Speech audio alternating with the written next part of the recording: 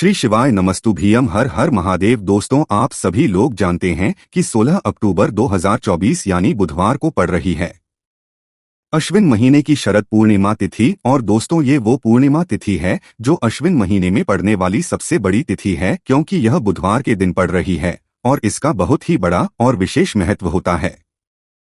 पूज्य गुरु जी ने कहा है कि अगर कभी भी मौका लग जाए और अश्विन महीने की शरद पूर्णिमा तिथि यानी बुधवार को पड़ जाए तो आप लोगों को 11 चावल के दाने का उपाय तो अवश्य ही करना। इन दोनों का सहयोग बहुत कम आता है।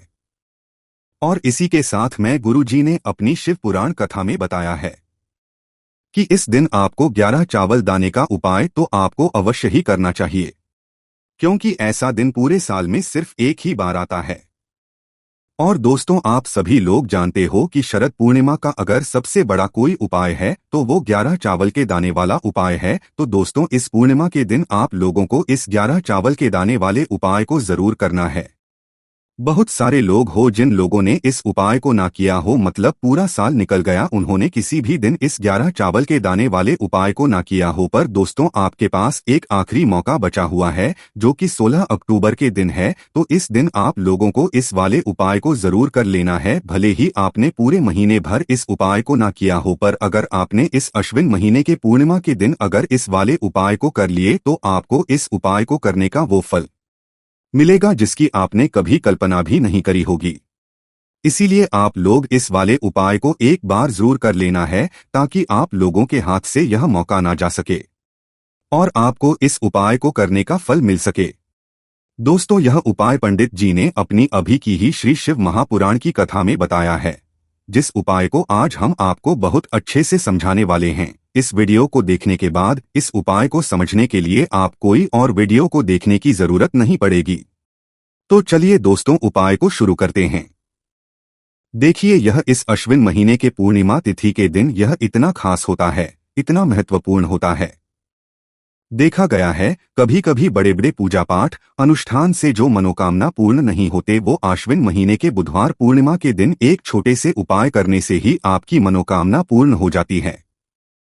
और बहुत सारे लोगों ने इस उपाय किया भी है और उनको इस उपाय को करने का फल भी जरूर मिला है। अगर आप लोग भी इस उपाय को करना चाहते हैं तो आप इस उपाय को पहले अच्छे से समझ लेना, सुन लेना, उसके बाद करना। आपको इस उपाय का फल जरूर मिलेगा और इस उपाय को कर लेने से आपके घर में चाहे किसी भी प्रकार की दुख और समस्या क्यों ना चल रही हो, आपको उसका कारण भी नहीं पता है कि भाई ये समस्या किस कारण से चल रही है। उसका कुछ भी हो सकता है, जैसे पितृदोष हो सकता है या किसी भी तरह का मंगल दोष भी हो सकता है। तो इस दिन आप लोगों को यह वाला उपाय कर लेना है। यह एक ऐसा उपाय है जिस उपाय को अगर किसी विशेष दिन पर किया जाए तो भाई उस विशेष दिन का जो है वह तो हमें मिलता ही मिलता है, पर हमने उस दिन पर इस उपाय को किया है तो हमें उससे भी बड़ा फल मिलता है और फल बहुत जल्दी मिलता है, क्योंकि आप इस उपाय को बहुत ही बड़े विशेष दिन पर कर रहे हो। तो चलिए अब उपाय के बारे में बात करते हैं, लेकिन उससे पहले आप लोगों को यह जानना आवश्यक है कि आखिर यह उपाय किस समय करना है, किसको करना है और कैसे करना है। तो चलिए हम आगे आपको वीडियो में एक एक करके बता देते हैं। लेकिन उससे पहले अगर आप लोग हमारे चैनल पर पहली बार आए हैं या फिर मेरी आवाज आज पहली बार सुन रहे हैं तो हमारे चैनल को सब्सक्राइब जरूर कर लेना और इस वीडियो को लाइक करके कॉमेंट बॉक्स में श्री शिवाय नमस्तुभ्यम हर हर महादेव जरूर टाइप कर देना। तो दोस्तों, इस 11 चावल के दाने वाले उपाय को हमें इस पूर्णिमा के दिन कैसे करना है, किसको करना है, किस समय करना है और कहां पर करना है, ये सारे सवालों के जवाब आपको इस वीडियो में मिल जाएंगे। और जो ये वीडियो देखेगा भाई, उसको 11 चावल के दाने वाला उपाय जरूर करना चाहिए, क्योंकि इस दिन एक चावल के दाने का भी बहुत ही बड़ा और विशेष महत्व होता है। और जब बात आ जाए 11 के दाने की तो ये सोने पे सुहागा वाली बात हो जाती है और ये एक बहुत ही बड़ा उपाय हो जाता है इस शरद पूर्णिमा का। तो अब दोस्तों, इस 11 चावल के दाने वाले उपाय को आखिर करना किसको है, सबसे पहले हम लोग वो बात जान लेते हैं। तो देखो, घर की जो बड़ी माताएं बहनें होती हैं, उन माताओं बहनों में से कोई भी एक बड़ी माता बहन इस वाले उपाय को कर सकती है। और दोस्तों, अगर आप चाहें तो अपने घर में से सभी सदस्यों को भी इसको करवा सकते हैं। अगर किसी व्यक्ति की खुद की कोई मनोकामना है, खुद की कोई दुलहक और परेशानी है जो कि वह अपने लिए ही करना चाहता है, इस वाले उपाय को तो वह खुद अपने लिए भी कर सकता है। बाकी अगर कोई घर में से ऐसा है जो कि अपने पूरे घर परिवार की सुख और शांति के लिए ये वाला उपाय करना चाहता है, तो भाई वह भी कर सकता है, उसमें भी कोई दिक्कत वाली बात नहीं है। कहने का मतलब यह है कि इस उपाय को एक सदस्य भी कर सकता है और पूरे घर परिवार के सदस्य के लिए घर की बड़ी माताओं बहनों में से कोई एक माता बहन भी कर सकती है। माताएं बहनें अगर घर में उपस्थित ना हो या वो यह वाला उपाय ना कर पा रही हो तो फिर घर का कोई बड़ा सदस्य भी इस 11 चावल के दाने वाले उपाय को कर सकता है। चाहे फिर वह पुरुष ही क्यों ना हो, उसमें कोई भी दिक्कत वाली बात नहीं है। अब दोस्तों, इस 11 चावल के दाने वाले उपाय को हमें करना कहाँ पर है? हमें इसे शिव जी के मंदिर में जाकर करना है। बहुत सारे लोग प्रश्न करते हैं, एक उपाय को करते समय क्या हम इस उपाय को घर पर कर सकते हैं? तो इस वाले उपाय को आप घर पर नहीं कर सकते हो। इस वाले उपाय को करने के लिए आपको शिव जी के मंदिर ही जाना पड़ेगा। उसके बाद में दोस्तों जो अगला प्रश्न निकल कर आता है वो यह आता है इस उपाय को लेकर कि आखिर इस उपाय को हमें किस समय करना है, सुबह के समय करना है कि शाम के समय करना है? तो देखो, इस वाले उपाय को आप लोग सुबह के समय भी कर सकते हो और शाम के समय प्रदोष काल में भी कर हो। अब अगर आप पूछो कि भाई सबसे उत्तम समय कौन सा रहेगा इस 11 चावल के दाने वाले उपाय को करने का, तो हम आपसे बस यही कहेंगे कि इस उपाय को आप सुबह के समय करेंगे तो ज्यादा बेहतर होगा। बाकी अगर प्रदोष काल शाम के समय भी करेंगे तो भी अच्छा होगा, उसमें कोई भी दिक्कत वाली बात नहीं है। तो अब दोस्तों जो अगली सबसे बड़ी और महत्वपूर्ण बात आती है वो यह आती है कि सुबह अगर हम उपाय को करेंगे तो हमें कितने बजे से लेकर बजे तक के बीच में करना है, और शाम के समय प्रदोष काल में करेंगे तो हमें कितने बजे से लेकर कितने बजे के बीच में करना है। तो देखो, सुबह जितनी जल्दी हो सके आप उपाय को करने की कोशिश करना। बाकी अगर किसी कारणवश लेट भी हो जाओ, थोड़ी देर भी हो जाए, तो 10 या 11 बजे तक भी आप उपाय कर लेना, पर 12 बजे से ज्यादा देरी ना हो, ठीक है? इस बात का ध्यान रखना। उसके बाद में दोस्तों अगर शाम के समय प्रदोष काल की बात करें, दोष काल का जो समय होता है वो शाम के 6 बजे से शुरू हो जाता है। मतलब शाम के 6 बजे से लेकर 7 बजे के बीच का जो समय होता है ये समय प्रदोष काल का समय होता है। पर अभी जो मौसम चल रहा है इस मौसम में जो है शाम बहुत देरी से होती है, तो आप इस उपाय को 7 या 8 बजे के बीच में भी कर सकते हो। मतलब शाम के 6 बजे से रात 8 बजे के बीच में आप कभी भी इस वाले उपाय को कर सकते हो, उसमें कोई भी दिक्कत वाली बात नहीं है। अब दोस्तों यहाँ पर इस उपाय को लेकर एक और सबसे बड़ी बात ये निकल आती है कि इस 11 चावल के दानों को हमें लेना कहाँ से होता है, और हमें इस उपाय को करने के साथ में क्या और कुछ भी सामग्री ऐसी होती है जो शिव जी के मंदिर लेकर जानी है। तो देखो यहाँ पर हम आपको बता दें, सबसे पहले आप लोग ये जान लो कि ये जो 11 चावल के दाने वाला उपाय है, सिर्फ और सिर्फ आप उपाय की सामग्री लेकर कभी भी शिवाजी के मंदिर मत जाना, क्योंकि हमें भगवान के सामने यह नहीं दर्शाना कि अगर हम भगवान शिव जी के मंदिर आए हैं तो अपने फायदे के लिए आए हैं। तो इसलिए जो भी पूजन सामग्री है, उपाय सामग्री है 11 चावल के दाने, इसके साथ में आपको पूजन सामग्री भी जरूर लेकर जाना है। देखो, अगर सुबह के समय उपाय कर रहे हो तो सीधी सी बात है, 1 लोटा जल तो आप लेकर जाओगे ही जाओगे। वही 1 लोटा जल अगर मिट्टी का जल हो तो बहुत अच्छा रहेगा। मिट्टी का जल कैसे बनाया जाता है, इसके लिए हमने पहले से बहुत सारी वीडियोस बना दी है। आपके पास इस दिन एक आखिरी मौका रहेगा मिट्टी का जल शिव जी पर चढ़ाने का, और उपाय को करने का बहुत बड़ा आपको इस दिन फल मिलेगा। तो इसलिए इस दिन हो सके तो भाई मिट्टी का जल चढ़ाना, तो अपने साथ में कम से कम 1 लोटा जल तो आपको लेकर जाना ही जाना है। अगर मिट्टी का जल नहीं है तो घर का जल भी आप इस्तेमाल कर सकते हो।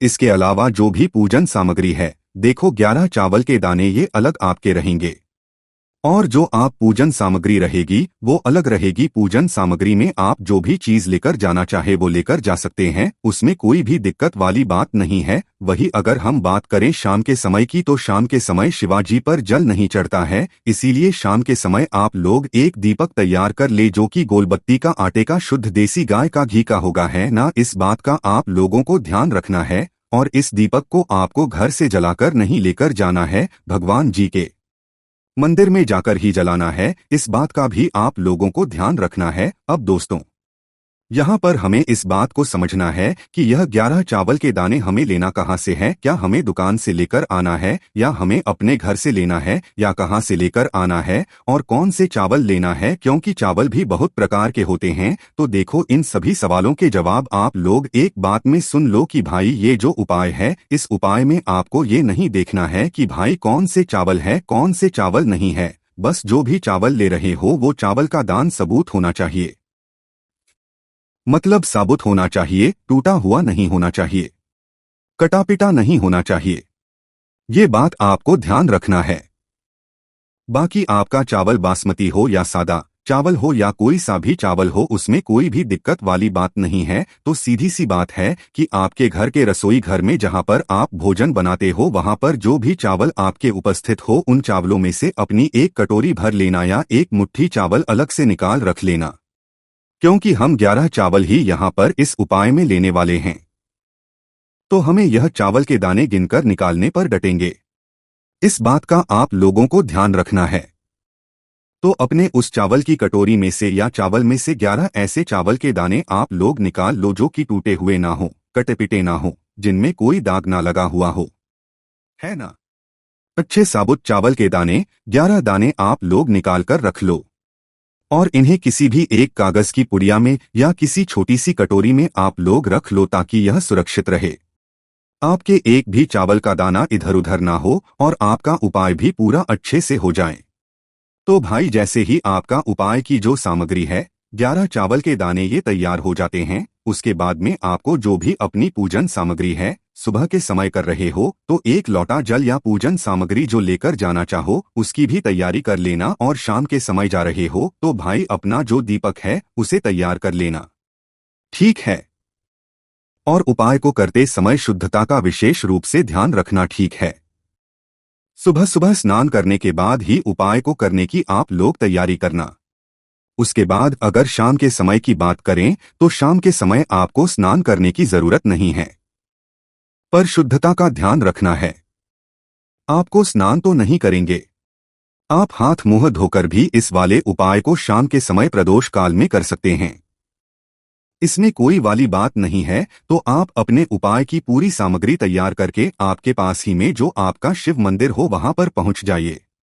सबसे पहले शिव मंदिर में जाकर आप लोगों को उपाय नहीं करना है, पहले भगवान के दर्शन करना है, भगवान से आशीर्वाद प्राप्त करना है, फिर शिव जी की शिवलिंग के पास में आना है। शिवलिंग के पास में आने के बाद आप जो पूजन सामग्री लेकर आए हुए हैं, जैसे कि सुबह गए हुए होंगे तो एक लोटा जल और जो भी पूजन लेकर आए हैं आप उनसे भगवान शिवजी की पूजन कीजिए। सबसे पहले तो एक लोटा जल ही चढ़ेगा, उसके बाद में आपकी पूजन सामग्री चढ़ेगी। उसके बाद में अगर दोस्तों शाम के समय अगर आप इस उपाय को कर रहे हो तो अपने साथ में कम से कम एक जो दीपक है गोल बाती का जो आप अपने साथ में लेकर गए हो, उस दीपक को मंदिर में जाकर अपनी माचिस से जलाना है और उस दीपक को शिवलिंग के पास में रखना है, ठीक है। इस दीपक को के बाद ही आप लोगों को अपना ये वाला उपाय शुरू करना है और दीपक को ज्यादा पास में मत रखना, वैसे भी गर्मी पड़ रही है, भगवान शिवजी को आंच नहीं लगनी चाहिए है ना। तो भाई जैसे ही आपकी पूजा अर्चना हो जाती है, आप भगवान शिवजी को प्रसन्न कर लेते हैं, उसके बाद में शिवलिंग के पास ही में आप कहीं पर बैठ जाइए, सामने या आसपास जिस जगह पर आपको बैठना हो वहां पर बैठ जाइए और अपने वह 11 चावल के दाने अपने सामने निकाल कर रख लीजिए, क्योंकि अब यहाँ पर करने की आपको तैयारी करना है। और इस तरीके से जब आप उपाय करेंगे, पूजन सामग्री करने के बाद, पूजन अर्चना करने के बाद, तो आपको उपाय का फल बहुत जल्दी और बहुत बढ़ा होकर मिलेगा। तो अपने 11 चावल के दाने अपने सामने निकाल कर रख लेना। और यह जो उपाय है यह आपकी सीधे हाथ की हथेली से होगा, इसलिए इस बात का भी विशेष रूप से ध्यान रखना है। तो सीधे हाथ की हथेली का प्रयोग करके ही आप लोग अपना इस वाले उपाय को करना। अपने सामने जो भी आपकी कागज की पुड़िया है उसको रख लो, या कटोरी है तो भाई उसे अपने सामने रख लो और अपने वह 11 चावल के दाने निकाल लो, ठीक है। उसके बाद में दोस्तों अब आपको क्या करना है कि शिवलिंग आपके सामने होगी तो आपने वह 11 चावल के दाने एक एक करके आपको शिवजी के शिवलिंग के ऊपर चढ़ाना है। कहाँ पर चढ़ाना है? शिवलिंग के ऊपर चढ़ाना है और कहीं पर भी नहीं चढ़ाना है, आपको अपने हथेली से शिवलिंग के ऊपर चढ़ना है, भले ही फिर वह अपने आप जलाधारी पर गिर जाए या मतलब वहीं पर गिर जाए उसमें कोई दिक्कत वाली बात नहीं है, पर आप चढ़ाओ शिवलिंग के ऊपर ही। तो आपको क्या करना है, अपना पहला चावल दाना उठाना है, श्री शिवाय नमस्तुभ्यम बोलना है और शिवलिंग पर चढ़ा देना है। इसी तरीके से दूसरा चावल का दाना उठा है, शिवलिंग पर चढ़ाना है और मंत्र बोल देना है, और फिर तीसरा चावल का दाना उठाना है, श्री शिवाय नमस्तुभ्यम बोलना है और चढ़ा देना है। इसी प्रकार से आपको पूरे 11 चावल के दाने एक एक करके शिवजी के शिवलिंग के ऊपर चढ़ाना है और भगवान से प्रार्थना करते जाना है। मतलब प्रार्थना तो आपको आखिरी में करना है, पर हर एक के दाने को चढ़ाते समय श्री शिवाय नमस्तुभ्यम जरूर बोलना है। उसके बाद ही में यह चावल का दाना शिवलिंग के ऊपर आपको चढ़ाना है। जैसे ही आपके 11 चावल के दाने शिवलिंग के ऊपर जाते हैं तो भाई उसके बाद में आपको क्या करना है, भगवान से अपनी मनोकामना बोलना है। मनोकामना भी कब बोलना है, जब आपका 11 चावल का दाना आपके सीधे हाथ की हथेली में हो और आप उसे चढ़ाने के लिए जा रहे हो। श्री शिवाय नमस्तुभ्यम बोलकर उस आखिरी चावल को शिवलिंग के ऊपर चढ़ा देना और भगवान से फिर अपनी वह मनोकामना बोल देना जिस मनोकामना के लिए आप लोग अपना यह वाला उपाय कर रहे हो। जिस भी दुख और परेशानी के लिए आप लोग अपना यह वाला उपाय कर रहे हो, उसके बाद में जैसे ही आप अपनी मनोकामना बोल देते हो आपका यह वाला उपाय पूरा हो जाता है।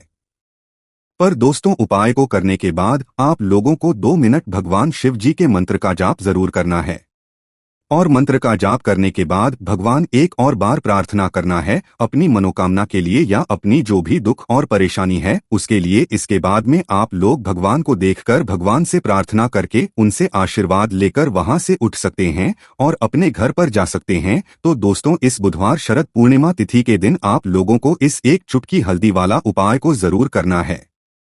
बहुत सारे लोग होंगे जिन लोगों ने इस उपाय को ना किया हो, मतलब पूरा साल निकल गया उन्होंने किसी भी दिन इस एक चुटकी हल्दी वाला उपाय को ना किया हो। पर दोस्तों, आपके पास एक आखिरी मौका बचा हुआ है जो कि 16 अक्टूबर के दिन है। तो इस दिन आप लोगों को इस वाले उपाय को जरूर कर लेना, भले ही आपने पूरे साल भर इस उपाय को ना किया हो। पर अगर आपने इस अश्विन महीने की बुधवार शरद पूर्णिमा तिथि के दिन अगर इस वाले उपाय को कर लिया तो आपको इस उपाय को करने का वह फल मिलेगा जिसकी आपने कभी कल्पना भी नहीं करी होगी। इसीलिए आप लोग इस वाले उपाय को एक बार जरूर कर लेना ताकि आप लोगों के हाथ से यह मौका ना जा सके और आपको इस उपाय को करने का फल मिल सके। दोस्तों, यह उपाय पंडित जी ने अपनी शिव महापुराण की कथा में बताया है, जिस उपाय को आज हम आपको बहुत अच्छे से समझाने वाले हैं। इस वीडियो को देखने के बाद इस उपाय को समझने के लिए आपको कोई और वीडियो को देखने की जरूरत नहीं पड़ेगी। तो चलिए दोस्तों, उपाय को शुरू करते हैं। देखिए, यह इस अश्विन महीने के बुधवार शरद पूर्णिमा तिथि के दिन यह इतना खास होता है, इतना महत्वपूर्ण होता है। देखा गया है कभी कभी बड़े बड़े पूजा पाठ अनुष्ठान से जो मनोकामना पूर्ण नहीं होते, वह अश्विन एक छोटे से उपाय करने से ही आपकी मनोकामना पूर्ण हो जाती है। और बहुत सारे लोगों ने इस उपाय को किया भी है और उनको इस उपाय को करने का फल भी जरूर मिला है। अगर आप लोग भी इस उपाय को करना चाहते हैं तो आप इस उपाय को पहले अच्छे से समझ लेना, सुन लेना, उसके बाद करना। आपको इस उपाय का फल जरूर मिलेगा और इस उपाय को कर लेने से आपके घर में चाहे किसी भी प्रकार की दुख और समस्या क्यों ना चल रही हो, आपको उसका कारण भी नहीं है कि भाई यह समस्या किस कारण से चल रही है। उसका कुछ भी कारण हो सकता है, जैसे पितृ दोष हो सकता है या किसी भी तरह का मंगल दोष भी हो सकता है। तो इस दिन आप लोगों को एक चुटकी हल्दी वाला उपाय कर लेना है। यह एक ऐसा उपाय है जिस उपाय को अगर किसी विशेष दिन पर किया जाए तो भाई उस विशेष दिन का जो है वह तो हमें मिलता ही मिलता है। पर हमने उस दिन पर इस एक चुटकी हल्दी वाला उपाय को किया है तो हमें उससे भी बड़ा फल मिलता है और फल जल्दी मिलता है, क्योंकि आप इस उपाय को बहुत ही बड़े और विशेष दिन पर कर रहे हो। तो चलिए अब उपाय के बारे में बात करते हैं, लेकिन उससे पहले आप लोगों को यह जानना आवश्यक है कि आखिर यह उपाय किस समय करना है, किसको करना है और कैसे करना है। तो चलिए हम आगे वीडियो में एक एक करके बता देते हैं, लेकिन उससे पहले अगर आप लोग हमारे चैनल पर नए हैं तो हमारे चैनल को सब्सक्राइब कर लेना और इस वीडियो को लाइक करके कमेंट बॉक्स में श्री शिवाय नमस्तुभ्यम हर हर महादेव जरूर टाइप कर देना। तो दोस्तों, इस एक चुटकी हल्दी वाला उपाय को हमें इस बुधवार शरद पूर्णिमा तिथि के दिन कैसे करना है, किसको करना है, किस समय करना है और कहां पर करना है? ये सारे सवालों के जवाब आपको इस वीडियो में मिल जाएंगे। और जो ये वीडियो देखेगा भाई, उसको एक चुटकी हल्दी वाला उपाय जरूर करना चाहिए, क्योंकि इस दिन हल्दी का भी बहुत ही बड़ा और विशेष महत्व होता है।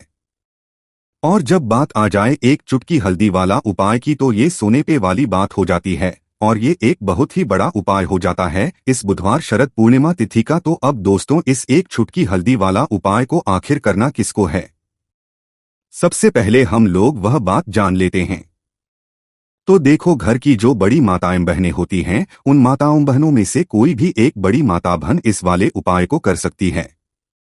और दोस्तों, अगर आप चाहें तो अपने घर में से सभी सदस्यों को भी इस उपाय को करवा सकते हैं।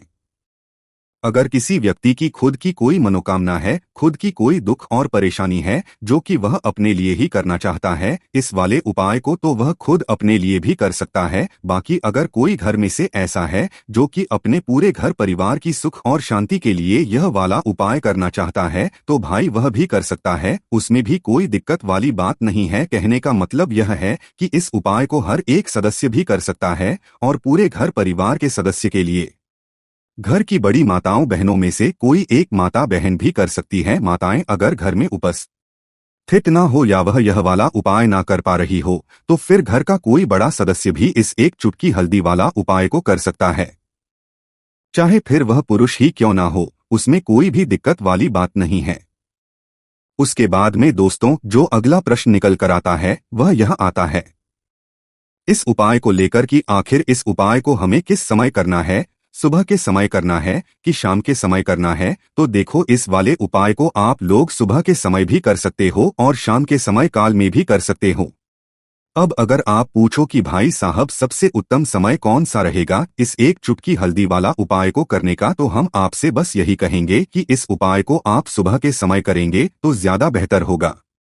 बाकी अगर शाम के समय भी करेंगे तो भी अच्छा होगा, उसमें कोई भी दिक्कत वाली बात नहीं है। तो अब दोस्तों, जो अगली सबसे बड़ी और महत्वपूर्ण बात आती है वो ये आती है कि सुबह अगर हम उपाय को करेंगे तो हमें कितने से ले कितने बजे तक के बीच में करना है, और शाम के समय प्रदोष काल में करेंगे तो हमें कितने बजे से लेकर कितने बजे के बीच में करना है। तो देखो, सुबह जितनी जल्दी हो सके आप उपाय को करने की कोशिश करना। बाकी अगर किसी कारणवश लेट भी हो जाओ, थोड़ी देर भी हो जाए, तो 10 या 11 बजे तक भी आप उपाय कर लेना, पर 12 बजे से ज्यादा देरी ना हो, ठीक है? इस बात का ध्यान रखना।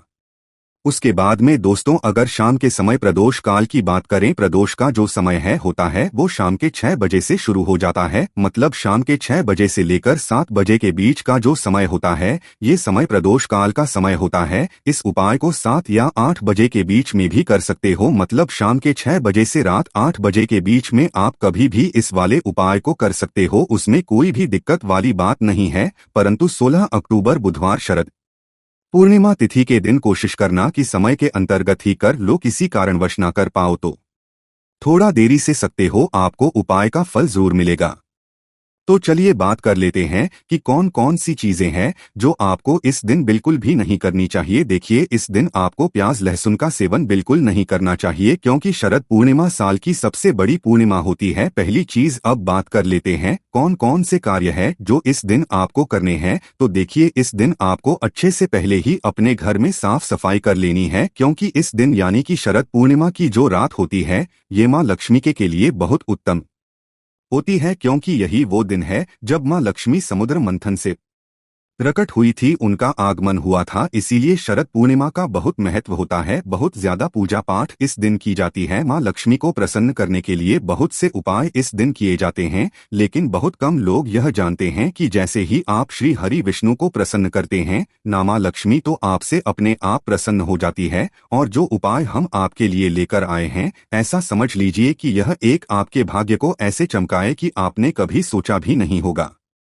बस सच्ची श्रद्धा से, पूर्ण निष्ठा से आप एक बार इस बार शरद पूर्णिमा पर उपाय कर लीजिए और फिर कुछ समय बाद ही अपने जीवन को आप देखेंगे नाना पूरा जीवन आपका बदल जाएगा। जीवन के जो दुख है कष्ट है वो दूर हो जाएंगे। तो सबसे पहले तो अगर आपके घर में तुलसी जी का पौधा है तो बहुत उत्तम है। अगर तुलसी जी का पौधा आपके घर में नहीं है तो एक तुलसी जी का पौधा पूर्णिमा के दिन यानी शरद पूर्णिमा के दिन भी आप ला सकते हैं, वरना कार्तिक का महीना इस दिन से शुरू हो रहा है। कार्तिक का पूरा महीना श्री हरि विष्णु के पूजन के लिए बहुत ही उत्तम होता है। तो किसी भी दिन आप तुलसी जी का पौधा ले आए, वैसे तो इसी दिन ले आते हैं तो बहुत ज्यादा उत्तम है, क्योंकि इस दिन आप लाते हैं तो उपाय आसानी से कर सकते हैं। अगर आपके घर में तुलसी जी का पौधा नहीं है तो मंदिर में जाकर भी यह उपाय आप कर सकते हैं, क्योंकि मंदिरों में तुलसी माता का पौधा होता ही है। तो देखिए जी के पौधे से यह जुड़ा हुआ जो उपाय है, यह उपाय आपको कब करना है तो सुबह के समय करना है, शाम के समय में आपको यह उपाय नहीं करना है। अब कौन कौन सी चीजें हैं जो आपको लेनी है, सबसे पहले इसके बारे में बात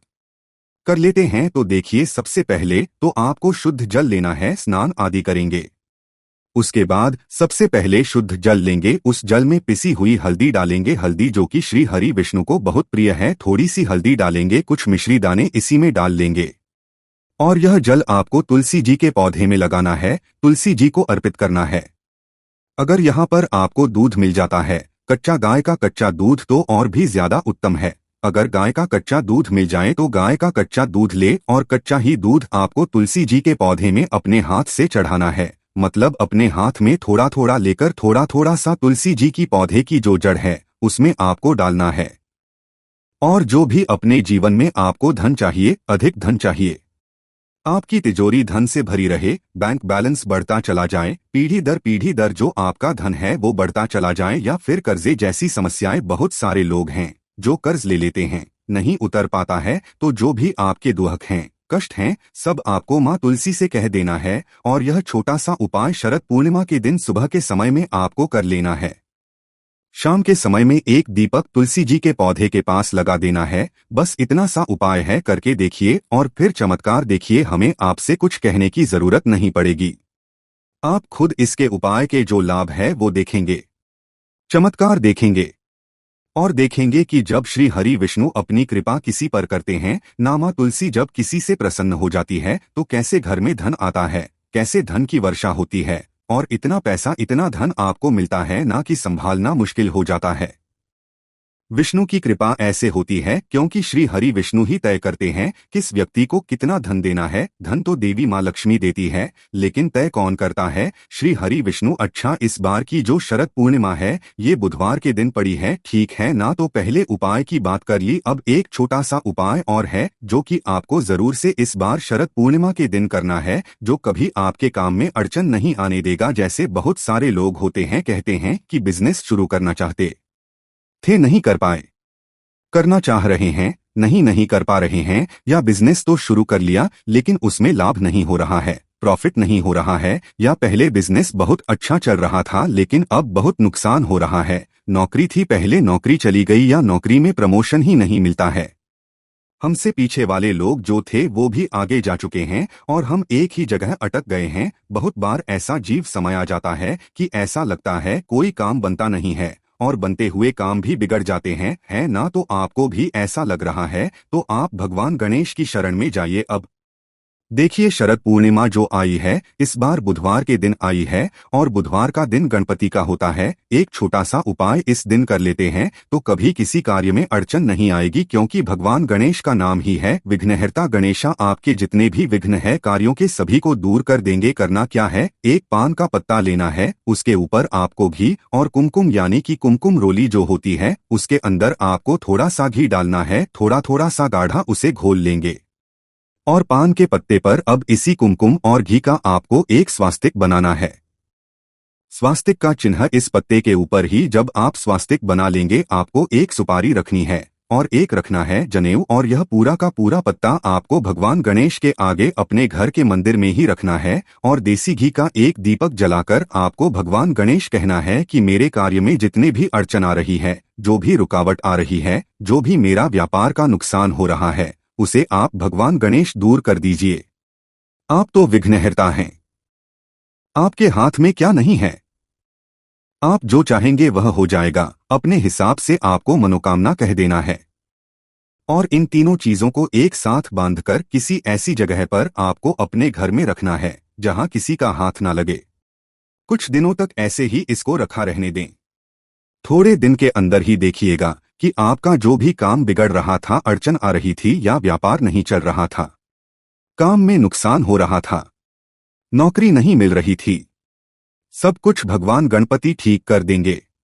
फिर जब आपका काम बन जाए, सफलता आपको मिलने लगे, जो भी आपकी विश पूरी हो जाए, फिर इसे बहते हुए जल में आपको प्रवाहित कर देना है। तो जिन लोगों के घर के आसपास बहता हुआ जल नहीं है, पवित्र नदियां नहीं है, स्वच्छ जल में ही प्रवाहित करना है। इसलिए तो आप अगर ऐसा जल ना हो, आपके घर के आसपास किसी भी पेड़ पौधे के नीचे से रख दें, तो शरद पूर्णिमा की जो रात होती है यह बहुत महत्वपूर्ण होती है उपाय करने के लिए। और चंद्रमा जो होते हैं इस दिन अपनी पूर्ण 16 कलाओं के साथ अवतरित होते हैं, और चंद्रमा की जो किरणें होती हैं उनसे अमृत की वर्षा होती है। इसीलिए खीर जरूर से बनाकर चंद्रमा की रोशनी में रखें, और सुबह के समय में सूरज निकलने से पहले पहले उसे उठा लें और प्रसाद के रूप में अपने घर सभी को बांटकर खाना है आपको, जिससे कि कभी आपको बीमारियां ना पकड़े और स्वास्थ्य आपका उत्तम रहे। साथ ही साथ चंद्रमा को जल का या कच्चे दूध का अर्घ जरूर दे, जिससे कि आपकी कुंडली में चंद्रमा बहुत ही मजबूत रहे। क्योंकि जिन लोगों की कुंडली में चंद्रमा मजबूत रहता है